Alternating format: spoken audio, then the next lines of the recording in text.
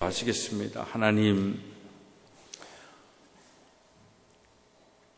우리의 평생의 삶이 그렇게 순탄하지 않는다 할지라도 우리의 영혼이 평안할 수 있음은 하나님이 우리와 함께 하심을 믿기 때문인 줄 고백합니다. 오늘 그 하나님의 임재 속에 살아가는 하나님 나라의 백성, 그는 누구인지 또 어떻게 살아야 되는지 함께 고민하기를 소망합니다. 주님, 우리의 마음속에 하나님께서 친히 함께하여 주셔서 다스려 주시고 귀 있는 자 되게 하여 주옵소서. 예수 그리스도의 이름으로 기도드리옵나이다. 아멘. 할렐루야. 오늘도 주님 안에 살아가는 우리 모두에게 하나님의 평강과 축복이 함께 하시기를 축복합니다. 우리는 2016년 조금 울리는 것 같죠?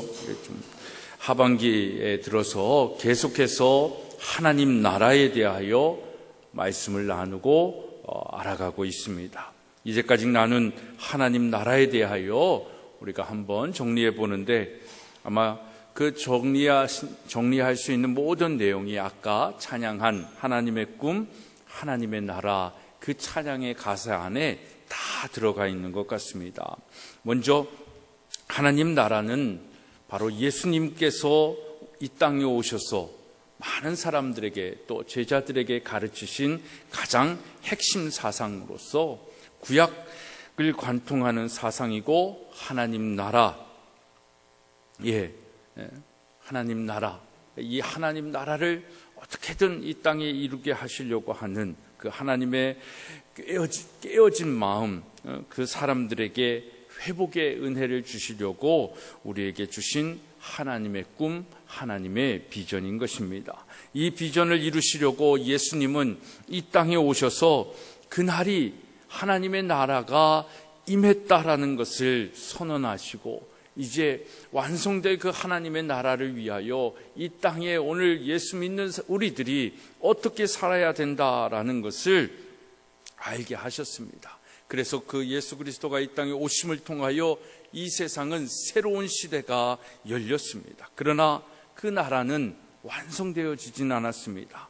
하지만 예수 그리스도가 이 땅에 오심으로 시작된 하나님 나라로 인하여 이 땅에 치유와 회복의 은혜가 일어나기 시작했고, 우리처럼 평범한 사람들이 그 나라에 들어갈 수 있고 그 나라에서 변화된 자의 삶을 살게 되었습니다. 그런데 더욱 놀라운 것은 우리가 그냥 그분과 아무런 관계없는 사람들이 아니라 하나님의 가족이라는 새로운 소속감과 새로운 정체감을 갖게 되었다라는 것입니다. 그래서 만약 하나님 나라에 대한 눈이 열리기 시작하면 나를 압도하는, 또 절망시키는 이 세상 속에 살고 있지만 여기에 속한 것이 아니라 예수님 때문에 하나님 나라에 속해 있다라는 것을 알게 되는 것입니다. 그래서 내가 전혀 전과는 다른 새로운 존재가 되는 것입니다. 그래서 이 하나님 나라를 안다라는 것은 우리 삶에 있어서 얼마나 큰 축복이고 은혜인지 모릅니다. 다시 이 가사로 한번 정리해서 읽어드리면, 태초에 말씀으로 천지를 지으시고 사람에게 다스리라 명하신 하나님, 사람들 교만하여 하나님의 꿈을 버리고 떠나갔지만 당신의 역사 속에 한 민족 택하시고 세상 위한 복의 근원 삼으신 하나님. 그러니까 역사 속에 택하신 민족이 어느 민족입니까? 이스라엘 민족이죠. 근데 이스라엘 민족이 그렇게 하나님의 택하심을 받고 복의 근원이 되게 하셨는데, 그들도 어떻게 했습니까? 그들도 반역하여 하나님의 꿈을 짓밟았다라는 것입니다. 그러나 하나님의 나라, 또 하나님의 역사는 강물을 따라 여전히 도도하게 흐르고 있습니다. 그 속에, 그 어두운 세상 속에 생명의 참 빛을 비치시려고 사랑의 주 예수님을 하나님께서 보내셨습니다.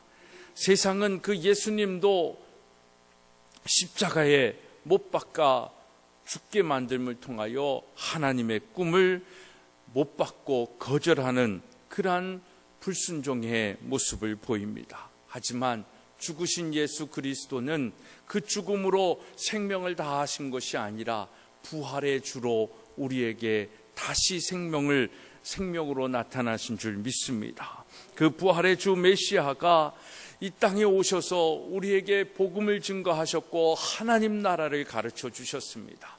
그래서 그 하나님 나라를 믿는 사람들이 함께 모여 교회를 이루게 하셨고, 그 예수 그리스도의 그 이름으로 십자가의 능력으로 그 보혈의 사랑으로 세워진 교회는 땅끝까지 그 복음을 전하게 하셨습니다. 그래서 여전히 하나님의 꿈, 하나님의 나라가 이 땅에 이루어지게 하시도록 여전히 하나님의 사람들을 부르시고 택하시고 그들을 통하여 하나님의 나라를 이루어가고 계심을 믿으시기를 바랍니다. 그 하나님의 나라, 이 역사가 지금 너무나도 안타까운 세상으로 변질되어져 가고 있지만, 죄악이 관영한 땅으로 되어져 가고 있지만, 여전히 하나님의 그 나라, 그 역사는 여전히 하나님의 시간대에 의하여 오늘도 흐를 것이고 내일도 흐를 것이고 영원히 흐를 것입니다. 그 하나님의 나라, 약속된 하나님의 나라가 이루어질 그때까지 하나님께서 이루실 나라인 것입니다. 그러면 우리는 무엇이냐라는 것입니다. 예수 그리스도는 우리를 땅끝까지 이르러 복음을 증거하는 증인으로 삼아 주셨습니다. 그러니까 우리는 이 세상에 그리스도인으로 살면서 내가 받을 복을 계수하면서 사는 것이 아니라 어떻게 하면 이 하나님의 나라의 증인으로서의 삶을 살 것인가, 그것이 우리가 오늘 죽지 않고 살고 있는 이유다라는 것입니다. 예수 믿고 죽으면 어떻게 되는 겁니까? 어디로 갑니까? 천국 갑니다. 그렇죠? 우린 예수 믿습니까? 안 믿습니까? 예, 그건 하나님만이 아실 것 같아요. 제가 믿는다 안 믿는다 말할 수도 없는 것이고, 그러나 저는 여러분들이 다 하나님을 믿는 사람들이요, 죽고 나면 천국에 갈 사람이라고 믿고 소망하는 사람입니다. 그래서 지금 사실 우리는 저 개인적으로 생각하면 예수님, 저도 가서 심판대에 서봐야 알겠지만 지금 죽는다고 해도 저는 하나님을 믿고 하나님을 위한 삶을 살기에 천국 갈 것이라고 믿습니다. 그러니까 전 죽어도 여한이 없는 사람입니다. 근데 왜 더 살고 있느냐라는 겁니다. 왜 우리는 이 세상에 더 살고 있는 이유가 뭐냐라는 겁니다. 그건 내가 잘 먹고 잘 살고 부자 되고 이 세상에서 떵떵거리면서 살기 위한 것이 아니라 증인의 삶을 살아가는 것입니다. 하나님의 나라, 하나님의 그 복음을 이 세상에 증거하면서 믿지 않는 자들을 구원하시기 위한 하나님의 사명, 그 사명이 교사건 목사건 아비건 어미건 우리가 무엇을 하든지 간에 그 삶의 현장 속에서 그 증인으로서의 삶을 살라는 것입니다. 이게 우리가 살고 있는 이유입니다. 우리가 잘 돼야 할 이유고요, 우리가 이 땅에 건강해야 할 이유고 우리들의 자녀들이 잘 돼야 할 이유인 것입니다. 그들을 통하여 하나님의 나라, 하나님의 영광을 드러내고 믿지 않는 사람들도 그 영광 속에, 그 나라 속에 살 수 있도록 초청하기 위한 하나님의 마음인 것입니다. 이 땅에 하나님 나라 백성으로서 증인된 사명을 감당하는 저와 여러분이 되어지기를 간절히 소망합니다. 그런 하나님 나라의 백성이 되기 위하여 하나님께서 우리들을 부르시지 않습니까? 초대하십니다. 근데 그 초대를 받는 사람들이 누구냐라는 것입니다. 오늘 그래서 설교의 제목을 하나님 나라 백성으로 초대되는 사람은 누구인가? 하나님의 백성으로 초대받는 사람은 누구인가? 라는 제목으로 여러분과 함께 은혜를 나누고자 합니다. 첫째, 하나님 나라의 백성으로 초대받는 사람들은 한번 따라하겠습니다. 믿고 따르는 자들.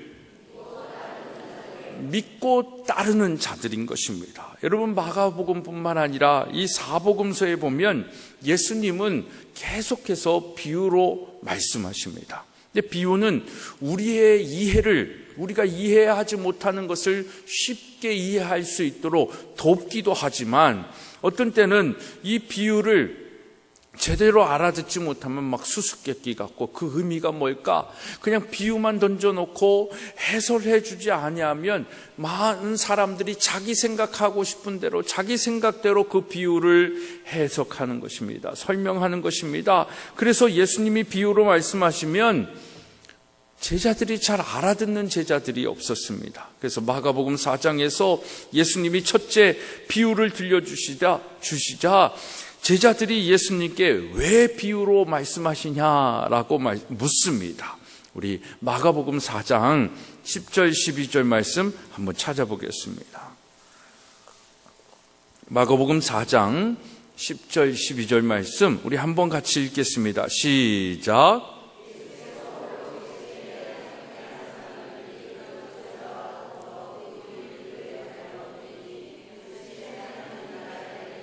너희에게는 주었으나 외인에게는 모든 것을 비유로 하나니 이는 그들로 보기는 보아도 알지 못하며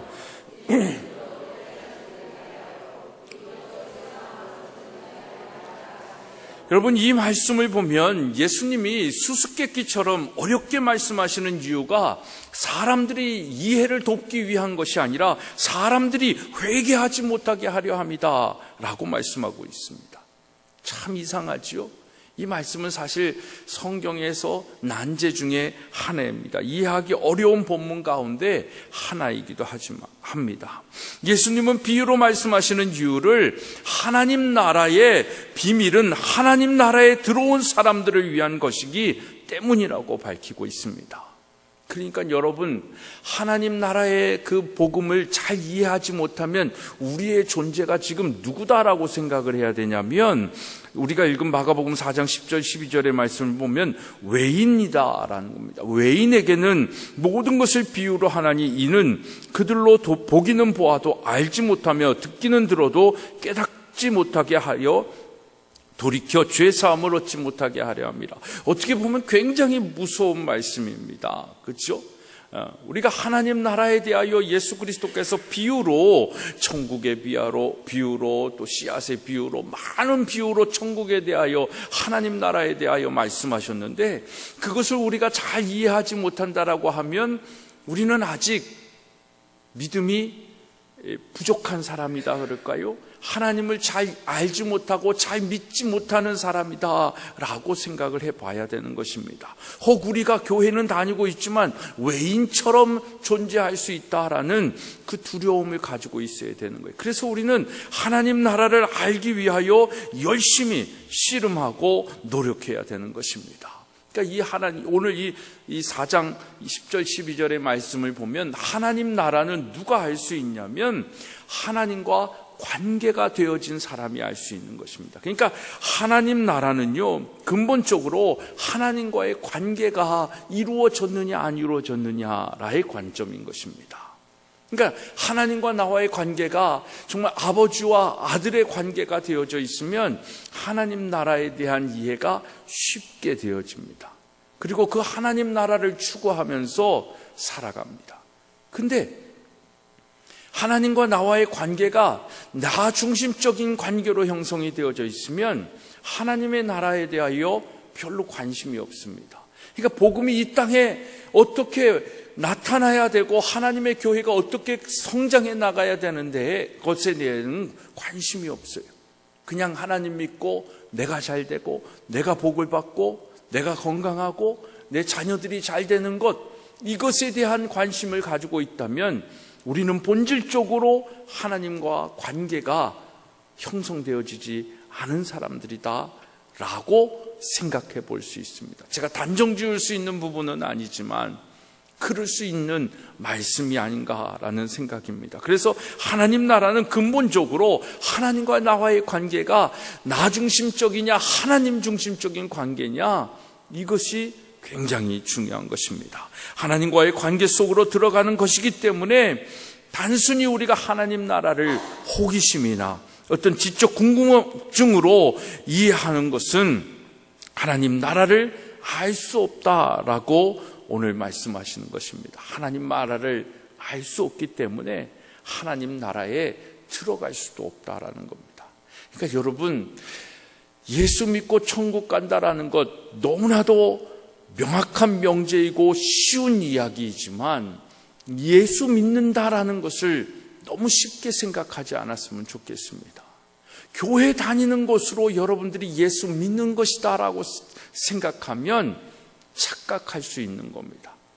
나 교회 열심히 다니고 헌금도 열심히 하고 예배도 빠지지 않고 다녔는데 심판대에 서서 나는 너를 도무지 알지 못한다 하실 수 있다라는 것을 여러분 기억해야 하는 것입니다. 그러니까 여러분들의 믿음이 성장하고 더 예수 그리스도의 장성한 분량에 이르기까지 아는 것과 믿는 것에 균형감 있는 그 성장이 있어야 되는 거예요. 그래서 어린아이와 같은 믿음으로만 맨날 응애하고 젖달라고만 하는 것이 아니라 장성한 분량에 이뤄서 나누고 베풀고 하나님 나라의 증인된 자의 삶을 사는 그런 믿음의 모습이 있어야 되는 거예요. 이 믿음의 모습을 가진 자가 하나님 나라의 백성이 되어지는 것이고 하나님 자녀라 일컬음을 받는 것입니다. 그렇기 때문에 하나님과의 관계를 잘 설정해야 돼요. 오늘날 세속화되어져 있는 이 기독교는요, 하나님 중심의 기독교가 아니라 나 중심의 기독교가 되어 있어요. 그러니까 내가 원하는 하나님만 하나님이고 하나님이 원하는 나의 존재는 거부하는 거예요. 싫다 그러는 거예요. 그러니까 희생하고 헌신하라고 얘기하지 말라는 거예요. 그냥 교회만 왔다 갔다 하는 거 나에게 부담 주지 말라는 거예요. 뭐 해라 하지 말라는 거예요. 나 그냥 정기적으로 와서 헌금 잘하고 예배 자리에 앉아 있을 테니까 그 이상의 것들을 나에게 주지 말고 내가 왔을 때 내 마음을 편안하게 해주고 위로해주고 때로는 웃게 해주고 때로는 눈물 흘리게 하여서 나를 만족시켜 달라는 거예요. 그게 세속화된 기독교의 모습입니다. 이건 세속화된 모든 종교의 모습인 것입니다. 하나님과의 관계가 제대로 형성되어져 있는 사람들은 그런 것들을 요구하고 추구하지 않습니다. 정말 예수님은 하나님 나라의 비밀을 말씀하시되 그를 믿고 따르는 자들에게만 하나님 나라의 비밀을 볼 수 있고 보여주셨다라는 것입니다. 우리는 이 큰 하나님의 나라를 다 이해할 수 있는 존재들이 아닙니다. 저도 마찬가지입니다. 그러나 하나님 나라를 이해하지 못한다 해도 우리는 하나님 나라에 대하여 관심을 가져야 되는 겁니다. 믿어야 되는 것이고 그 하나님 나라를 믿어야 되는 것이고 배워야 하는 것이고 알아가려고 하는 자들이 하나님의 나라를 소유할 수 있는 것입니다. 그래서 우리는 하나님 나라를 배워야 하는 것이고요, 예수님의 가르침을 통해서 기록된 성경을 통해 알려주시는 하나님 나라를 배우고 알아야 되는 것입니다. 우리가 성경을 열심히 읽어야 할 것은 바로 이 이유인 것입니다. 정말 하나님의 나라의 말씀, 하나님의 나라가 우리에게 궁극적으로 주고 계신 성경에 예수님이 이 땅에 오셔서 우리에게 말씀하여 주신 그 핵심 사상이 뭐라고 얘기했습니까? 하나님의 나라입니다. 그리고 구약을 관통하는 그 핵심적인 내용이 뭐라고 했습니까? 하나님의 나라입니다. 그러니까 우리가 성경을 이 하나님의 나라의 프레임 속에서 보지 않는다고 한다면 우리는 하나님의 마음을 알 수도 없고 읽을 수도 없는 것입니다. 그래서 우리는 성경을 통해서 하나님의 마음과 생각을 잘 알아야 되는 것입니다. 성경은 하나님 나라를 알게 하는 하나님께서 우리에게 주신 가장 강력한 도구이고 통로인 것입니다. 저는 이 하나님 나라에 대하여 몇 번 말씀드리지만 지난 여름 기독교사 대회를 통해 다시 깨닫게 되고 추구하게 됐습니다. 하나님 나라에 대한 거는요, 정말 신학교회 속에서 너무너무나도 많이 들었던 단어입니다. 하나님의 나라, 하나님의 나라. 모든 것이 하나님의 나라로 연결되어져 있습니다. 그래서 많은 시간 성경을 중심으로 그렇게 생각해왔고 살아왔지만 사실 현실 속에서는 잊고 있고 막연하고 현실의 삶 속에서의 신앙생활을 추구하며 살던 저에게 이 하나님의 나라는 조금 먼 죽음 이후의 삶 속에서 생각하는 그런 천국과 같은 존재로만 제 마음속에 있었습니다. 근데 그 기독교사 대회를 통하여 다시금 그 하나님의 나라, 이 복음의 본질을 깨닫게 되는 도전의 시간이고 은혜의 시간입니다. 전 그러면서 그런 생각을 해봤어요. 거기에 한 2천여 명의 교사들이 자리에 있었는데 이 하나님의 나라에 대한 관점이 정말 그냥 어떤 좋은 말씀으로 들려줄 수도 있고 또 그냥 한 번 듣는 시간으로도 들어갈 수 있다라는 거죠. 그러니까 예수님께서 제자들에게 비유로 말씀하시면서 하나님의 나라에 대하여 말씀하셨는데 그 하나님의 나라가 궁극적인 내 삶을 변화시키지 않고 바뀌지 않고 그냥 한 번 들었던 은혜의 시간으로만 머문다고 한다면 그 하나님의 나라는 또 나와 아무런 관계가 없는 그런 시간이 되어버리는 것입니다. 근데 그 시간에 저에게는 정말 은혜의 시간이었습니다. 그래서 요즘 열심히 하나님 나라 중심의 삶과 생각과 그 마음을 갖기 위해 열심히 성경을 보고 기도하고 연구하고 노력하고 있어요. 그렇게 하나님 나라 중심의 삶을 추구해서 그런지 더 마음에 평안이 있습니다. 그리고 내 삶 속에 내 삶의 만족과 욕심보다는 더 궁극적인 하나님 나라를 생각하게 되어지는 거예요. 그래서 그런지 또 그렇게 생각하고 추구하니까 하나님 보시기에 얼마나 또 기특하고 이쁘겠어요. 안 그럴까요? 네, 전 좀 그렇게 생각이 돼요. 그러니까 하나님께서 제게 주시는 또 다른 축복이 있는 거예요. 형통케 하시는 하나님의 그 길을 열어주시는 그 만남과 축복, 또 하나님께서 이루게 하시는 일들이 있는 겁니다. 그래서 그런지 요즘 학교를 이렇게 많은 사람들이 찾아오기도 하고 우리 학교를 모르던 사람들도 되게 인정하게 되고 제 책이 2쇄가 나와가지고 가피풀에 이렇게 게재가 됐어요. 근데 그 책에 이제 판다라고도 다시 한번 올라오고 이렇게 됐는데 거기에 그 소감문을 쓴 사람들을 제가 어저께 한번 봤어요. 그랬더니 저랑 전혀 모르는 사람들인데 그 책을 읽고 나서 진짜 기독학교다 어쩐다 저쩐다 너무너무 책에 대한 내용들을 잘 이렇게 이해하면서 소감문을 써주셨더라고요. 그래서 제가 참 감사하고 감동을 받았는데 우리 학교를 정말 이렇게 귀하게 생각해 주시는 사람들이 이제 많아지는구나, 그런 인정함을 받는 것에 대해서도 되게 감사하고, 또 요즘은 좋은 만남들이 참 많아지고 있어요. 제가 면에도 얘기했지만 여러분 꿈꾸는 다락방, 리딩으로 리드하라, 하여튼 우리나라에 굉장히 저명한 베스트셀러 작가죠. 이지성 작가라고 하는데, 이지성 선생님인데 그 사람도 제가 지난 목요일 날 또 만났어요. 근데 그분도 저를 만나려고 하면서 우리 학교에 대해서 막 신문에 나온 기사, 온라인에 있는 기사를 다 리서치를 해봤더라고요. 그러니까 아무나 만나지 않는다, 그런 뜻으로 제가 이해를 했는데, 이렇게 다 알아보고 이 사람 좀 만나볼 사람이다라고 하니까 이제 만난 거예요. 그래서 만나서 그런저런 얘기를 하는데, 다른 학교들은 국제학교다라고 얘기하고, 그러니까 목사님이 나온 기사나 이런 것을 보는데 국제학교다라는 것, 그리고 또 뭐였지?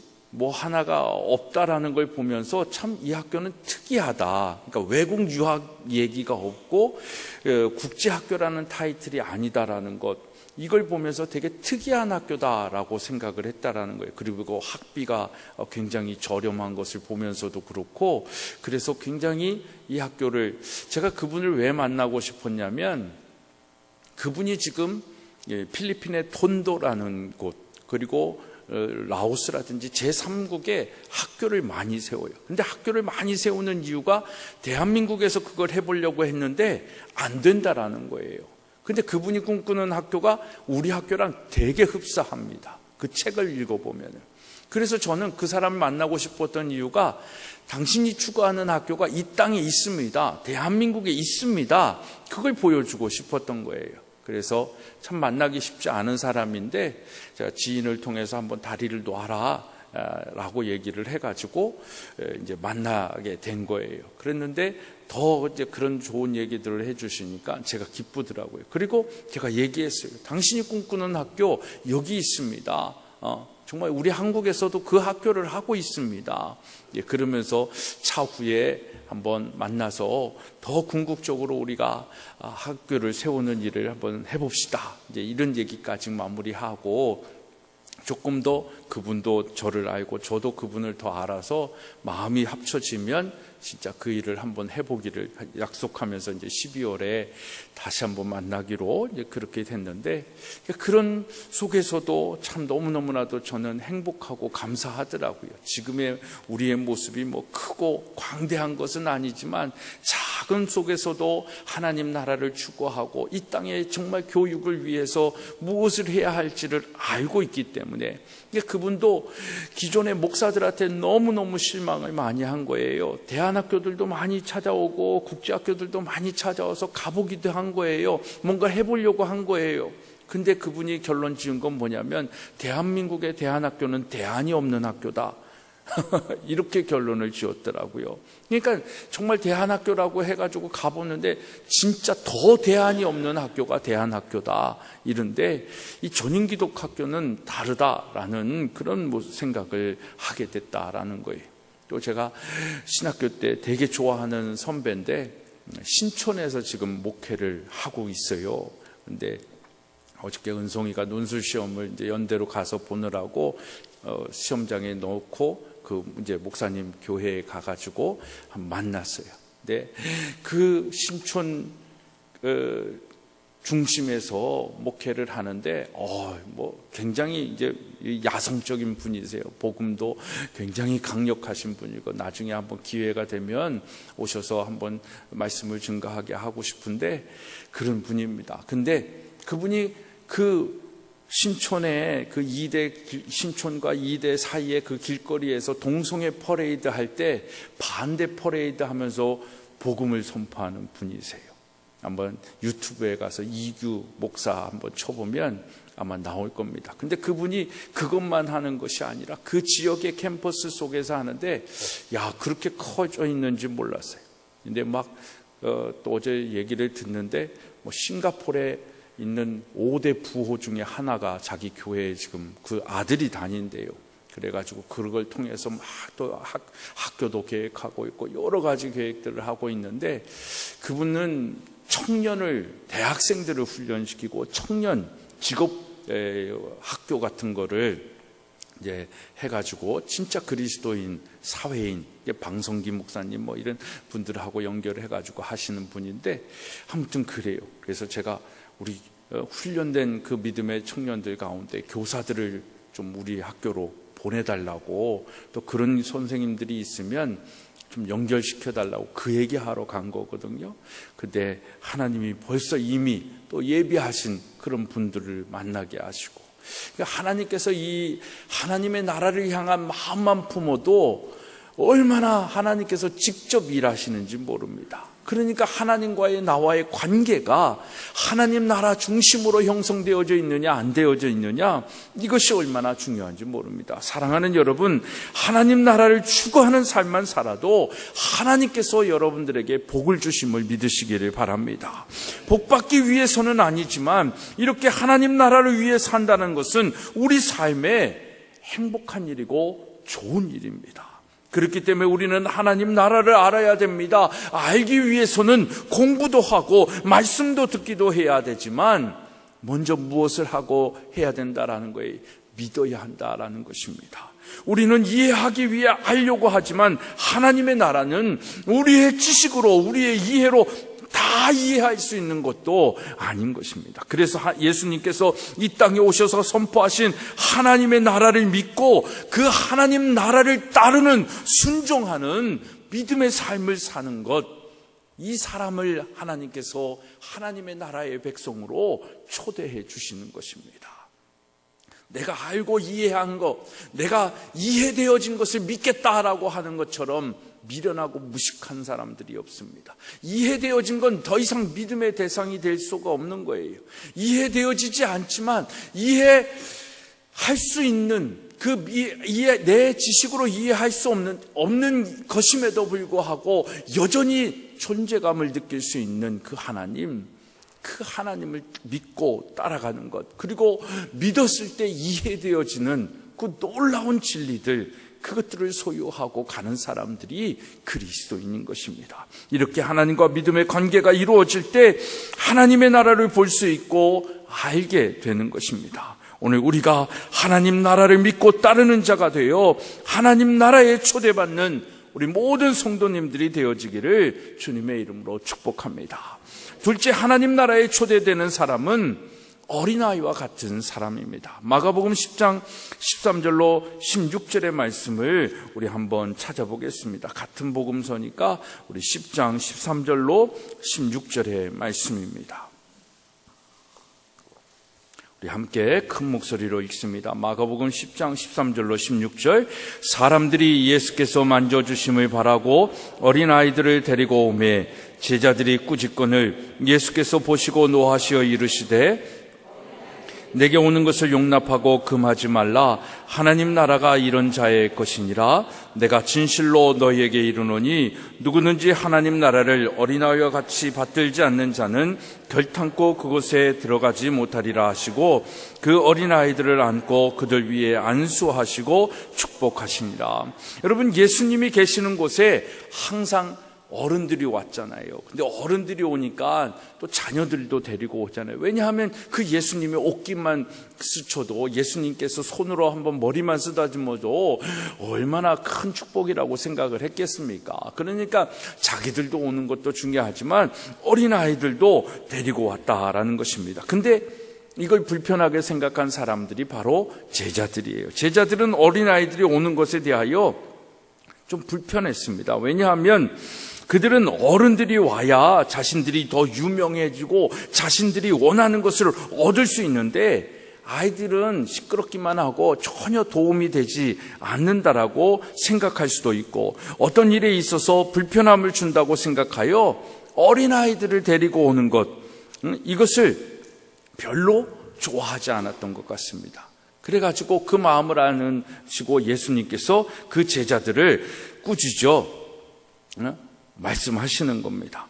그래서 어린아이들이 내게 오는 것을 용납하고 금하지 말라. 그러면서 하나님 나라가 이런 어린아이의 것이다 라고 말씀하셨습니다. 혹 이 말씀에 어린 자녀를 둔 부모님들이 전 좀 오해하지 않았으면 좋겠습니다. 교회에 어린아이를 데리고 오는 것은 부모의 의무요 책임이기도 합니다. 하지만 데려온 것으로 부모의 책임을 다했다라고 생각하면 안 됩니다. 데리고 왔다면 예수님의 말씀을 들을 수 있도록 가르쳐 지키게 해야 하는 것이 진짜 부모의 의무요 책임인 것입니다.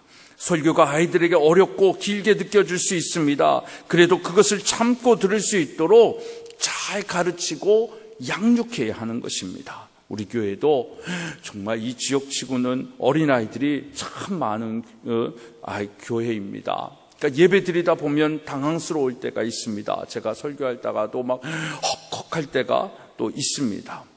아이들이라고 그럴 수 있다고 생각하는데 그것을 제대로 예배 드리는 것을 가르치지 않고 당연하게 생각하며 내버려 두는 것, 이건 우리가 조심해야 할 모습인 것입니다.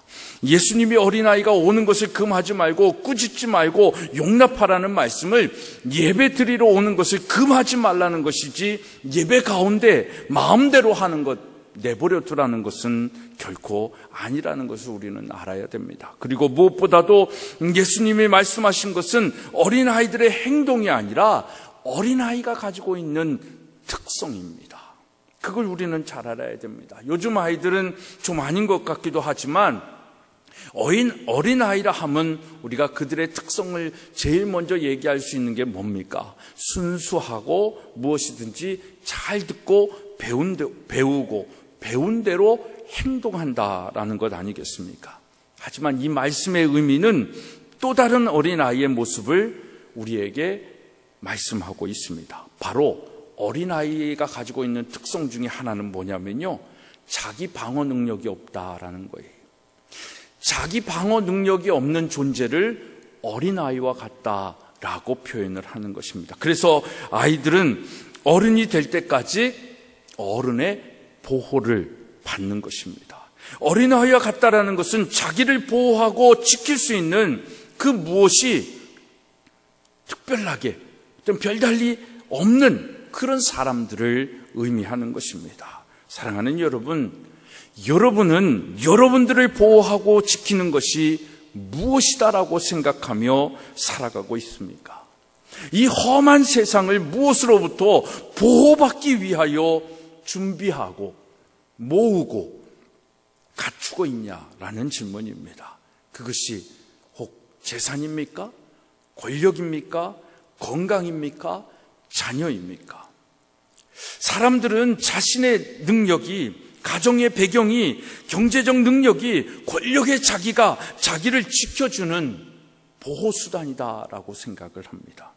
그런 것들로 삶의 위기가 닥쳤을 때 자기를 방어할 수 있다라고 생각하는 것입니다. 그래서 가능하면 더 많은 돈을 모으려고 그러는 거고요, 가능하면 더 많은 보험에 가입을 하려고 하는 것이고, 가능하면 더 안전한 그 명예와 권력의 자리에 있으려고 그렇게 노력을 하는 것입니다. 그래서 예상치 못하는 그 미래의 상황에서 나를 지켜줄 그 스펙을 쌓으려고 발버둥칩니다. 이 땅에서 성공하는 자격을 얻으려고 발버둥치며 살아가는 것입니다. 그래서 어떻게든 유명한 대학, 돈 많이 주는 직장, 또 돈 많고 유명한 그 가문의 사람들과 결혼을 하려고, 그렇게 배우자를 선정하려고 우리 부모들이 생각하는지 모릅니다. 예수님은 이런 것들이 잘못된 것이다 라고 말씀하시는 것입니다. 예수님은 우리가 그렇게 되기를, 그렇게 방어수단을 세상적인 것으로 막 준비하는 것을 원하지 않고 계십니다. 하지만 그런 조건들이, 스펙이 나를 지켜줄 것이라 생각하는 사람들, 이 사람들을 어린아이 같지 않다고 하시는 것입니다. 그래서 어린아이처럼 다른 방어 능력이 없는 사람들이 하나님의 나라에 들어갈 수 있다라고 말씀하시면서, 그 스스로 방어 수단을 갖춘 사람들은 하나님 나라에 갈 수 없다라고 말씀하십니다. 사랑하는 여러분, 여기서 우리가 착각하면 안 되는 것이 있습니다. 저는 여러분들이 열심히 일하고 열심히 공부하고 노력하고 하나님의 축복을 많이 받아 하는 일마다 잘 되고 부자가 되고 높은 지위에 있기를 정말 축복합니다. 이럴 때는 아멘은 크게 하셔야 되는 거예요. 축복할 때는, 그죠? 뭐 잘 되라고 축복하는데 손해볼 거 없잖아요. 그죠? 자녀들도 인류대학을 가고 취업난 시대 속에서도 좋은 직장에 취업할 수 있을 만한 실력이 있어야 됩니다. 정말 가능하면 이 결혼하기 싫어하는 이 세대 속에 좋은 배우자와 그 가정들을 만나서 정말 아름다운 가정을 이루는 걸 사람들에게 보여줘야 되는 것입니다. 하지만 그것이 우리의 삶의 목적이 되고 그것이 나를 이 세상 속에서 지켜줄 것이라는 보호수단으로, 신분 상승으로 생각해서는 안 된다라는 것입니다. 그것은 이미 하나님을 믿고 하나님의 보호하심 속에 있는 존재가 아닌 다른 우상을 믿는 존재요, 자기 방어 능력을 스스로 갖추려고 하는 교만이요 오만이다라는 것입니다.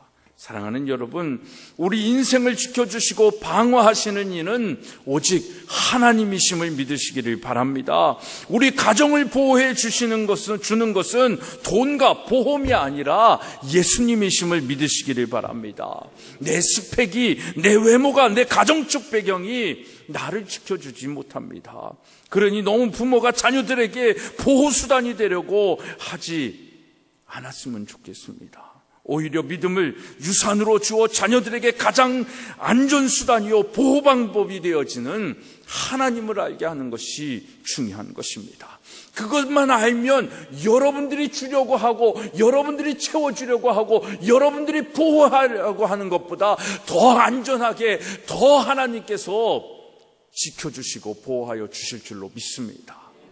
그러니까 저는요, 요즘 우리 엄마들이 있어서 조금 조심스럽긴 한데 너무 깨끗하게 키우려고 하고요, 막 이러는 거 별로 좋아하지 않아요. 뭐 요즘은 너무 유해 환경이 있고 공해가 심하고 그래서 그럴 수도 있겠지만, 하나님은 우리 스스로에게 이겨낼 그 저항 능력도 다 주셨어요. 그러니까 면역력이 있어야 되는 거예요. 그 조금 이렇게 더러운 것도 스스로 그것들을 극복해낼 면역 체계가 우리 안에 내성 이게 있어야 웬만한 병균이 들어와도 감기 안 걸리는 거예요. 근데 너무 깨끗하게 키우니까 너무 조그만 병균만 들어와도 헉헉하는 거예요.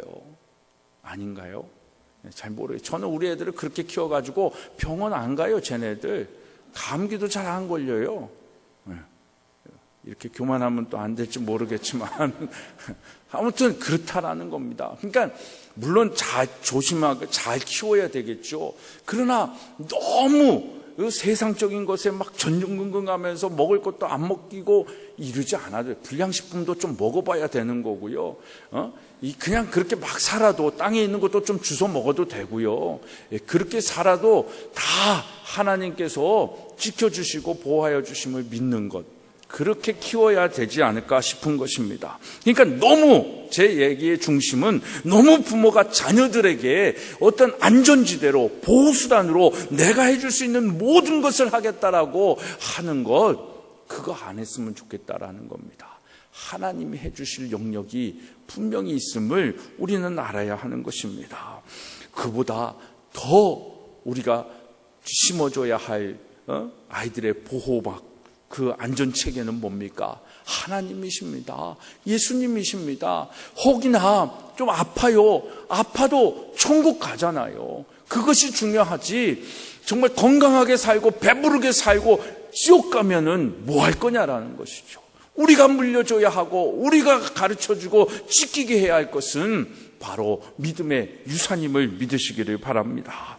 어린아이란 그저 착하고 뭘 모르고 순진한 사람을 뜻하는 것이 아니라 바로 자기 방어 능력이 없는 사람을 말합니다. 그러니까 아무 능력 없이 살자는 것이 아니라 우리가 가지고 있는 그 어떤 것도 하나님보다 앞서서 의지하는 방법이 되어서는 안 된다라는 것입니다.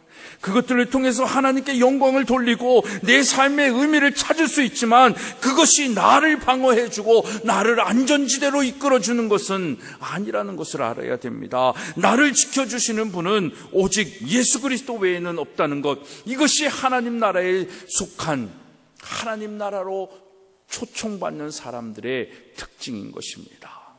여러분, 어린아이와 같다라는 것, 하나님만 바라보고 의지하는 사람, 그 하나님께서 가르쳐 주시는 대로 순종하고 따라오는 사람, 그리고 내가 뭔가 의의를 세우고 내 권력과 내 수단을 갖고 있는 것이 아니라 그런 모든 것이 있음에도 불구하고 여전히 하나님만 바라보고 있는 사람, 그 사람을 하나님께서 하나님 나라로 초청해 주시는 것입니다.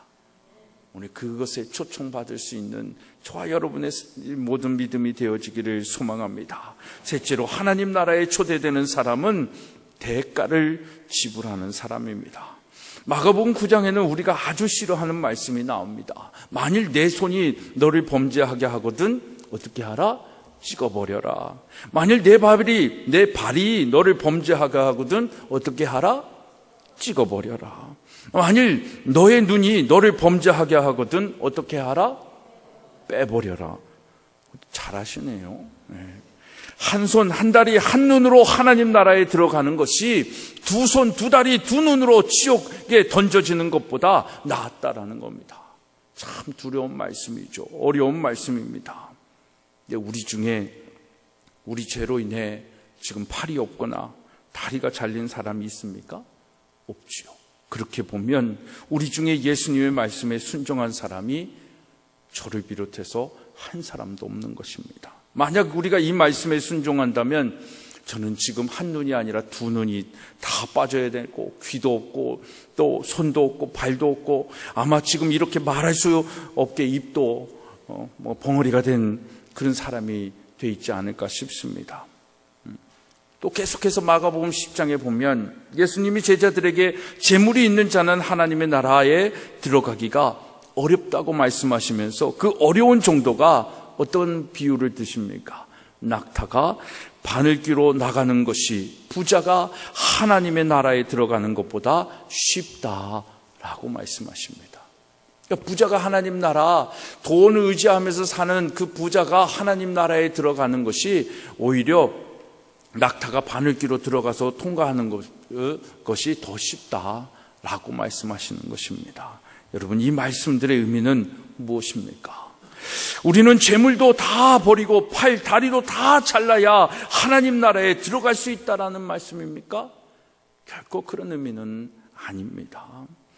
예수님이 말씀하신 것은 하나님 나라에 들어가기 위해서는 필요하다면 어떤 대가도 지불해야 한다라는 뜻입니다. 다시 말하면 하나님의 나라에 초대되는 것을 방해하는 그 어떤 것이 있다면, 그것이 비록 나의 몸의 일부일지라도, 내 재산의 전부일지라도 포기하고 내려놓을 수 있는 사람이 바로 하나님 나라에 들어갈 수 있는 사람입니다. 우리의 재산을 다 버리라고 하는 것이 아닙니다. 그것이 하나님 나라에 방해가 된다면 그때 버려야 하고 포기해야 한다는 것입니다. 돈은 좋은 것입니다. 저는 가능하면 부자가 되고 싶습니다.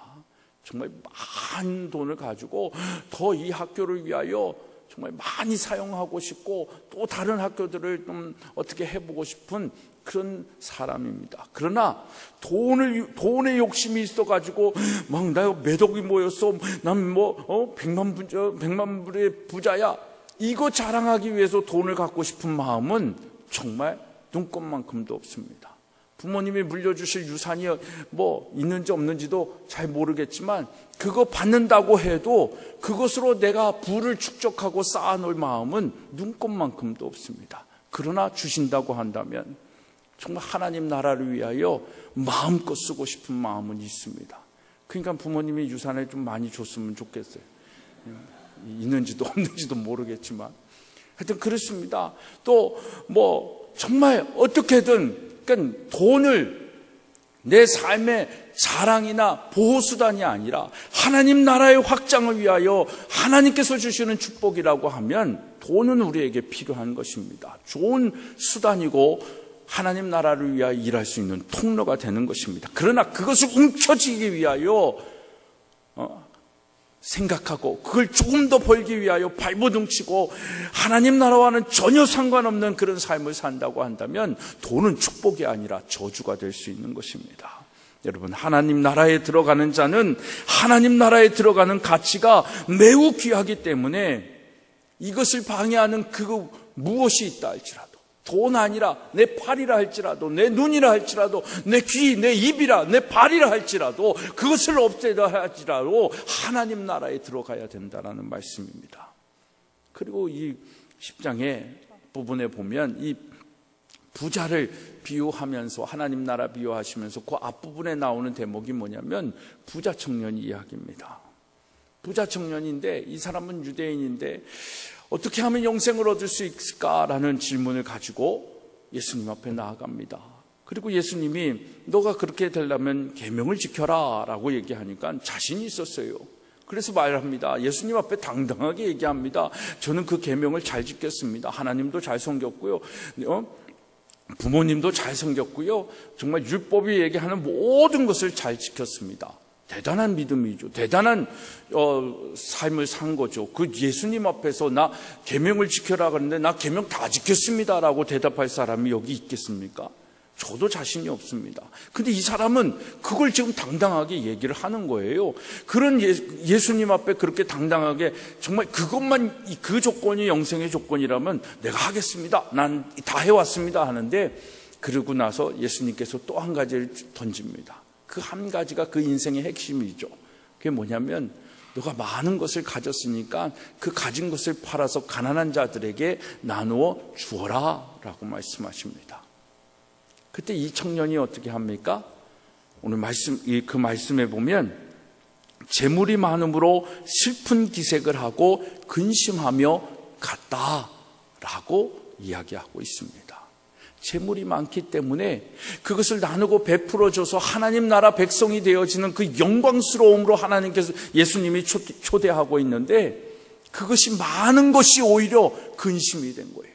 야, 이걸 줬을 때 이걸로 인해서 내가 이제까지 잘 먹고 잘 살았고, 내가 하고 싶은 대로 다 살았고, 갖고 싶은 거 다 가지면 살았고, 정말 자녀들에게도 안전지대로 갈 수 있는 그 모든 것을 다 예비해 놓았는데 이것을 나보고 포기하라고 근심하는 거죠. 걱정하는 거죠. 그리고 슬픈 기색을 하는 겁니다. 그리고 예수님의 말씀에 순종한 것이 아니라 그 근심하고 슬픈 기색을 가지고 성경은 분명히 얘기합니다. 그 젊은 부자 청년이 그냥 갔다라고 얘기합니다. 영생에 대한 문제를 가지고 나온 친구입니다. 내가 영원히 하나님 나라에서 살 수 있을까라는 것을 고민하면서 사는 거예요. 율법을 지켰어요. 계명을 지켰어요. 그럼에도 불구하고 내 안에 하나님의 나라가 없는 겁니다. 평안이 없는 겁니다. 안식이 없는 겁니다. 샬롬의 은혜가 없는 겁니다. 그러니까 불안한 거예요. 그래서 그 문제를 가지고, 내 인생의 궁극적인 문제를 가지고 예수님께 나와서 묻습니다. 내가 어떻게 해야 영생을 얻을 수 있습니까? 내가 어떻게 해야 하나님 나라에 갈 수 있습니까? 율법을 지켜라. 다 지켰습니다. 그래? 그럼 네가 가지고 있는 그 물질을 가난한 자들에게 나누고 불쌍한 사람들에게 베풀어라. 그럴 때 슬픈 기색이 오고 근심하고 간 사람, 이 사람이 죽고 난 다음에 어딜 갔을까요? 모르긴 몰라도 하나님 나라는 못 가지 않았겠냐라는 것입니다. 여러분, 이렇게 우리로 하여금 하나님 나라에 들어가는 것을 방해하고 있는 것들이 있다면 여러분들의 인생에 있어서 그것은 무엇일까요? 너무나도 많지 않습니까? 세상의 나라는 우리들에게 끊임없이 유혹하고 있습니다. 이것을 가져라, 이것을 소유하라, 저것을 누려라, 너는 그럴 자격이 있다는 표현입니다. 텔레비만 켜보십시오. 광고가 던지는 메시지가 모두 그런 내용입니다. 더 넓은 냉장고, 막 냉장고에서 이제 텔레비가 나와서 거기서 막 인터넷 강의도 듣고 쇼핑도 하고 다 되어지는 저 냉장고, 저건 너희 집에 있어야 되는 냉장고야. 그렇게 우리를 유혹하고 있는 겁니다. 아파트는 이런 데서 살아야 된다라고 현실과 전혀 동떨어진 아파트의 모습을 보여주면서 우리를 그런 아파트로 초대하지 않습니까? 당신이라면 적어도 이런 차를 몰아야 한다고 끊임없이 우리를 유혹하고 세뇌시킵니다. 그런 것들이 하나님 나라에 들어가는데 여러분, 본질이겠습니까? 사람들은 하나님 나라에 들어가기 위한 본질을 잡기 전에 세상이 말하는 이런 것들의 마음을 다 빼앗긴 것입니다. 그래서 어린아이가 될 수 없어요. 어린아이 같지 않습니다. 또 어릴 때부터 이렇게 세속의 논리로 교육받은 사람들은 세상에 나가서 하나님 나라를 추구하며 살 수가 없는 것입니다. 우리가 세상에 나가서 증인된 삶으로 승리하지 못하는 이유가 바로 여기 있는 것입니다. 그렇게 하나님 나라를 추구하며 살아갈 수 있는 교육을 우리는 제대로 받아본 적이 없는 것입니다. 그나마 이 기독학교에 있는 아이들이 어려서부터 그렇게 키우는 거예요. 가고 있는 것입니다. 그렇게 교육받지 못한 우리들은 세상에 나가서 백전백패합니다. 그러나 이곳에서 정말 하나님 중심으로 배운, 하나님 나라를 추구하며 배우고 커나간 아이들은 세상 속에서도 백전백승하게 될 줄로 믿습니다.